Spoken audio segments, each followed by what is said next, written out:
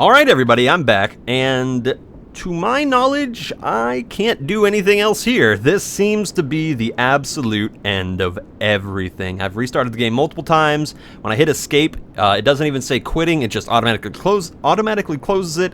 It's just, there's nothing here anymore, folks. That's it. That's the name of the game. It's Undertale, a game that really just wants you to feel bad. And I do. I honestly do. I feel very bad for the ultimate price that everyone in the universe has had to pay for my hubris. Just because I wanted to play the game the way that everybody else needed it. Because Flowery gave me the opportunity to stop. To say, you know, they're all happy. And I didn't take that seriously at all. No. I didn't think it could ever be this bad. You know, just the thought of me thinking I know what to expect. You know, the beginning run that you go through is the neutral one, of course, where you're learning everything for the first time, and you know, you see a lot of fun characters, and maybe every once in a while you'll kill one or two of them, just because, you know, it's an RPG. What are you supposed to do? You know, you don't have. It says specifically on the Steam page, an RPG where you don't have to kill anybody, which is an intriguing thought. You know, what if you come to like these characters? So you start sparing a few of them here and there. You know, you have to deal with the flower, and the game goes completely off the fucking rails with that first boss fight, the final boss fight, that is. And then you decide, you know what, I'm gonna go and just try not to kill anybody, and you realize what great people, just people they are. You know, forget monsters, forget the title of monsters, they're people. They're real, breathing individuals with their own hopes, dreams, love, aspirations, flaws. You know, you learn so much about them that you come to love them. Even the ones that you hate. Even Aaron. Even the flexing horse, okay? As one-dimensional as he is, I can at least say, at least he's dedicated to something. But then you go into Genocide, and you think, okay, what if I go on the opposite side of the coin and just decide to kill everything? Everything, just relentlessly, you know. And I thought, I even wrote it down. Here, I'll read some of the things I wrote down. You know, just first two playthroughs as my ideal child, you know, play as myself, you know, if anybody's got to experience those sins, it'll be me. I can deal with that. I obviously couldn't. I even went through, I know I've said this before, but I went through and I was looking at, you know, different encounters that I've had for some of the bosses and was like, hey, you know, maybe I can be really mean and sadistic here and, you know, get them down to a certain point, and then, you know, then I'll attack them and it'll make everything even sadder. I didn't need to do that at all because the game does it itself. Good God. You think that I think is the greatest aspect, the greatest, what is it, storytelling tool that the Genocide playthrough used to its advantage. Is it took your expectations of what is going to happen and completely flipped them on its head, and just, it turned you into a powerhouse. Video games traditionally are sometimes thought of, you know, oh, this is a power fantasy game, you know. You know, you think of Doom, you think of Quake. Well, okay, let's not do shooter games. Let's go into RPGs. Let's just say, like World of Warcraft. There you go. There's a power fantasy game where you take on giant monsters, and you rally all of your team members together to go and accomplish great things. You know, you're changing the scope of the world just because you exist. You know, because you're the hero. Even like Final Fantasy games or Okami, God of War, God Hand, you know, all of those games are, to some degree, a power fantasy. You are, like Okami, you're the god of, like, a lot of stuff. You can paint and do stuff. You have crazy powers that normal people don't have. You have a degree of control over the universe that others don't. And you feel good about it because you use those tools, you know, just to make life better. Or worse, in the case of God of War. You try to make life different through your own power and your own actions. That's the whole thing. That's the whole point of video games, is to cause some change.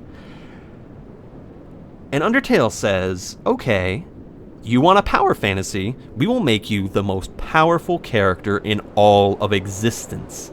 To the point where you can destroy I mean, look at this. Look at this void. There's nothing left. It's burnt. It is gone. It is scorched earth. And you feel awful in every sense of the word because you know the potential that this world had. You know, Papyrus and Sans skateboarding and driving cars and fancy stuff, and Toriel teaching kids.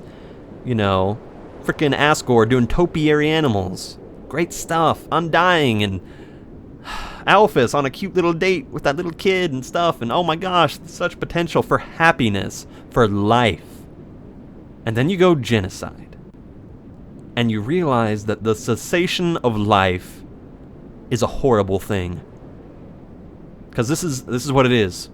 There's no more game. That's it.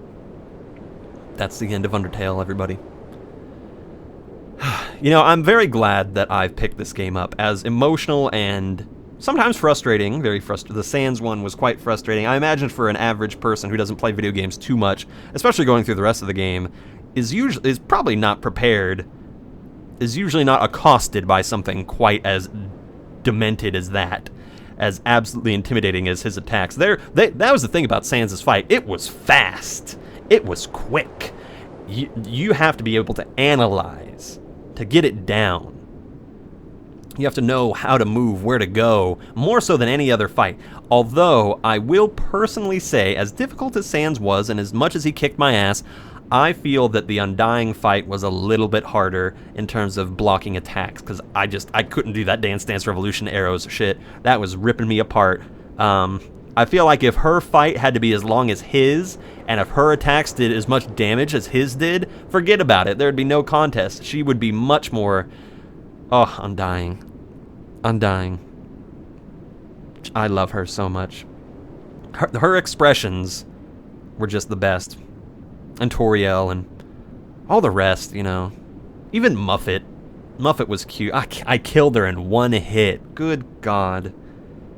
And the fact that you try... That's the thing. That's what throws you off, you know. That's what just leaves you aghast with Genocide, is just how much effort you had to go through in the other runs to spare them. How much compassion you had to show them in order for them to stand down. But if you just decide to kill them, there is no debate. There is no discussion. Except, of course, with Sans being the almost omnipotent thing he is. I never got an explanation for what his powers were. Were there multiple Sans? Was it a time thing? Was it a reality thing? I don't know what the fuck that was. He was just everywhere and super fast. Maybe he just had super speed. I don't know. Maybe I'm thinking about this too much. Maybe it's just when he's not lazy, he's like ultra mega powerful. I don't know. I have no idea.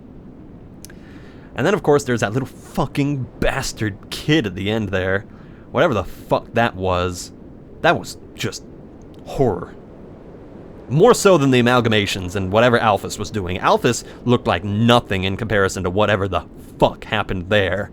You either play ball or you don't. My God. Oh man, I didn't think pixel art could be quite that disturbing, but it is. But it is. So, I don't think I have too much else to say in regards to Undertale, because, I mean, look, there's just nothing else here. This is it.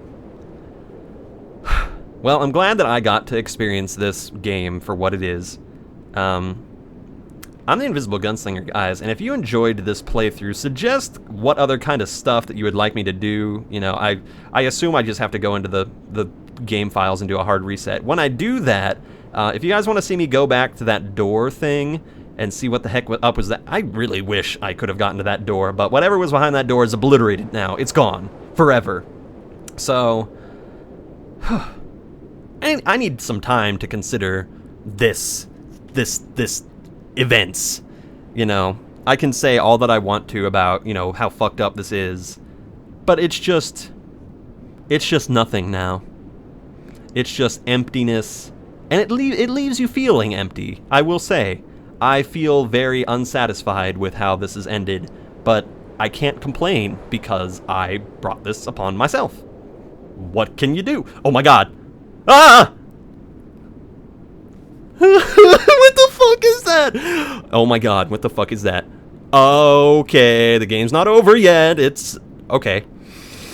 Interesting. Who the... I swear to fucking God, if that kid comes and scares the shit out of me right now, I am not gonna be happy. Is this the flower? Is what? You want to go back? No, I mean, I wanted to go in that door. What's this? You want to go back to the world you destroyed. It was you who pushed everything to its edge. So, interesting. Whoever the hell is talking to me, whether it's that kid or God or who knows what, something was monitoring me. Something was looking at me from the void. It was you who led the world to its destruction. Man, the fact that something's looking at me right now in this abyss is really, really scary. I don't like this. But you cannot accept it. You think you are above consequences. Duh. I'm the invisible gunslinger. I never get any consequences. I can talk out of my ass all the livelong day and nothing bad would happen. Exactly. Don't scare me. Please. What? Perhaps we can reach a compromise. You still have something I want. Oh God, no. Give it to me. And I will bring this world back. How the fuck am I supposed to answer this? I feel like I shouldn't say no, but I want to say no. Fuck you. Compromise? No way. We're not playing that game no more. No. I am the invisible gunslinger #1, and I don't compromise with whatever the fuck you are. I don't make deals with the devil. I am no Faustus. I will say no. No. Then stay here for all eternity. Oh, great. Really? Oh, goody. So what, now am I gonna have to wait for you to say interesting again? To give me another shot? Whatever. Okay, fine. I can wait. We can spend a little bit more time doing this. Whatever you say, game.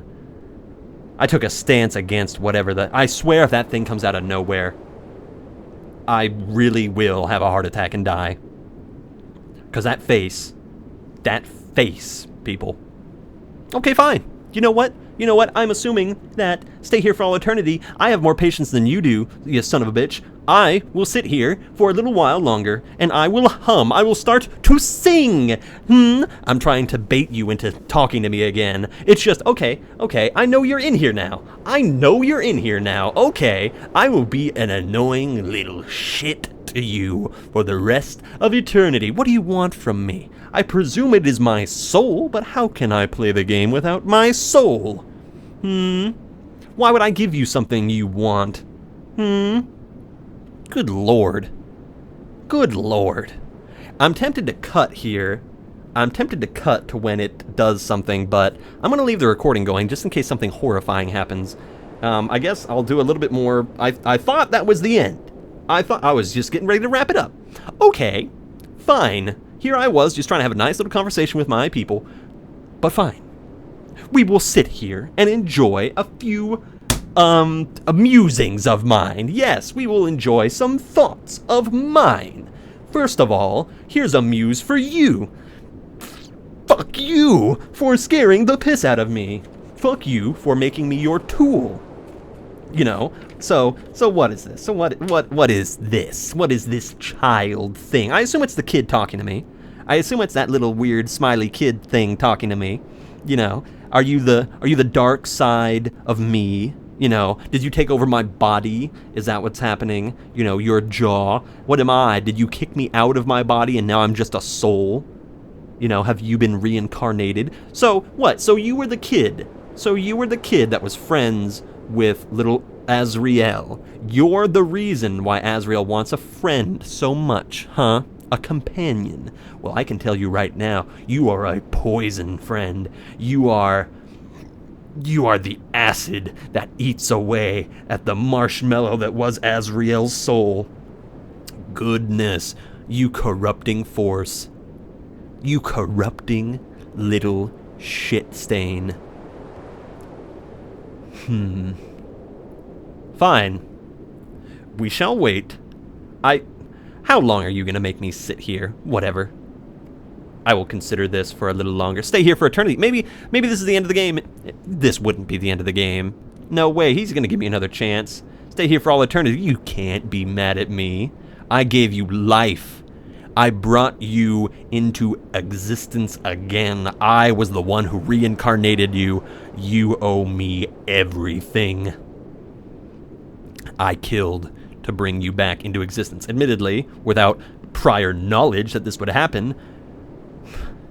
You know, so what? Is my protagonist just an empty vessel? Is that what this is? Is Frisk just an empty vessel to be filled with either love or hatred? To be endued with the power? So what? Were you the original child that fell into the mountain and died? Well, not died, I'm sorry, that fell into the mountain and then was found by the you must have been, by Toriel and all them. Oh, if Toriel only knew. If Toriel could only see you now. As bad as I am, as I will admit my sins. But I didn't bring upon the end of the universe. I didn't do it. Not at all.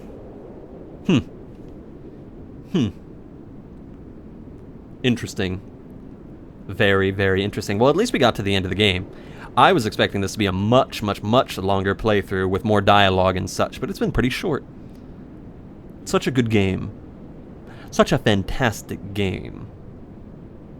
Even if you... Let me put it this way. I really don't think there's a lot of people out there who hate Undertale for what it is. I personally think that people would like Undertale if they gave it a shot, but they're too disgusted by some fandom people who are probably pretty annoying. You know, then again, it's popular, and there's always going to be people out there who hate something because it's popular, but you know what? God damn it, I can see why this game is popular, and I can see why it's gained such attention from the community. And Mr. Fox, Mr. Toby Fox, you can say all you want that you wish maybe that Undertale hadn't gotten quite as big, but come on, when you put in this much effort and you do this much world building, I mean, you stoked the fire. It's not our fault that it led to an inferno. You creative son of a bitch. You did such a good job. You know, boo-hoo for you. Boo-hoo for you in a way. How I did such a good job and everybody loves it, and now I wish it wasn't that good. It's like one of those motherfuckers who barely does any of... Well, no. I'm going to say it's like one of those motherfuckers who works really hard to study for the SATs, but thinks, you know, okay, I'm not going to do that great. I just want to place into my college of my choice. And you get a perfect score. And then everybody from that point on expects you to put in the effort to live up to that expectation. Or maybe not even that. Maybe they just hail you for getting such a good score. And maybe, yes, your other accomplishments going on to the college itself seems a little pale in comparison, but the fact remains, you managed to get a perfect score on the SATs. Be proud of that. You know, I understand that maybe people get annoying about it and contact you for a lot of things. I presume there's a lot of rabid fans out there that probably stalk his house. In that case, maybe yes, you know, you don't want it to get that popular, that to the point where people are hounding you constantly just for one project you did a long time ago, even though this game's barely, you know, a year and a half old now. I would be interested in seeing what else he would do. I would. I'm gonna give this 5 more minutes, and if nothing else happens, then I'm just gonna leave it here, or maybe I'll just pause the recording and see. Well, I'll shut up. That's what I'll do. I'll shut up, and maybe then something will happen. 5 more minutes. And again, if I'm sure somebody already has, but if you just want to see my reaction, feel free to skip ahead. I like talking. Shit, if I didn't like talking, I wouldn't have this YouTube channel. You can punish me all you want, scary little human, for saying no, but you know that whatever I have is too tempting for you not to talk to me anymore. Isn't it? Isn't it? I'm very interested in knowing what you want from me. And I'm interested in knowing why you wanted to kill the universe. You know, are you just a little bad human. How could a human be that bad? How could a human be that evil? Then again, how could a human go through knowing how lovable all these characters are and kill them all? How could a human do that? There's a lot of reasons. A want for knowledge, for popularity, just to be able to say I did it because it's there. True maliciousness, hating the characters, actually thinking that they are all shit and wanting them to die. I'm sure somebody's played through the game with that opinion in mind. Revenge for the challenge. You know, I assume probably some people have been told about Sans, because Sans was pretty hard.